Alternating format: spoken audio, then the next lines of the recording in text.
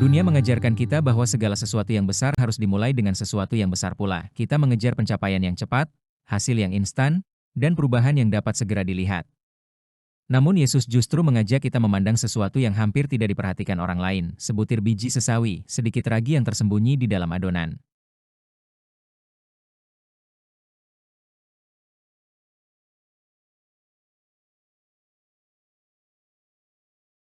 Apa yang tampak kecil dan tidak berarti di mata manusia ternyata mampu mengubah segalanya ketika disentuh oleh kuasa Allah. Hari ini, Yesus mengundang kita untuk mempercayai pekerjaan Allah yang seringkali berlangsung diam-diam di dalam hati kita.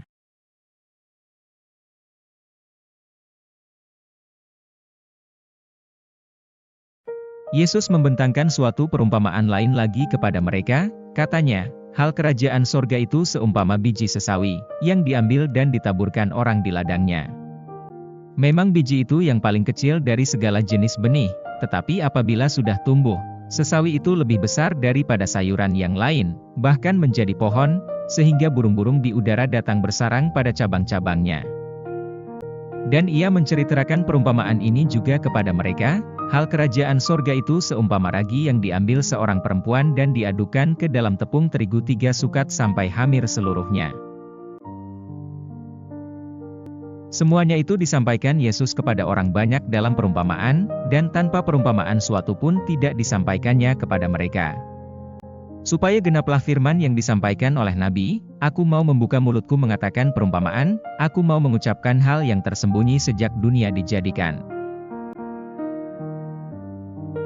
Kerajaan Allah seringkali tidak datang dengan cara yang kita harapkan. Kita cenderung mencari tanda-tanda yang besar, keberhasilan yang segera terlihat, doa yang langsung dijawab, atau perubahan hidup yang terjadi dalam sekejap. Namun melalui 2 perumpamaan sederhana ini, Yesus mengajak kita melihat bahwa Allah bekerja dengan cara yang berbeda.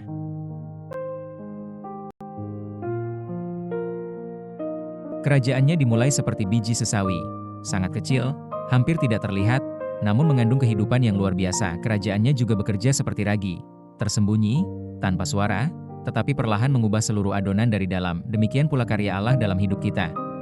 Pertobatan sering dimulai dari satu keputusan kecil untuk kembali berdoa. Pengampunan dimulai dari satu langkah kecil untuk melepaskan kepahitan.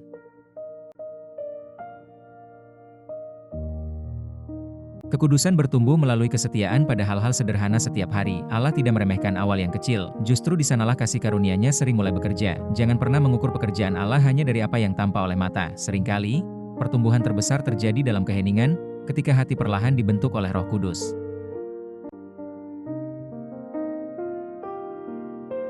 Allah tidak meminta kita menjadi besar di mata dunia.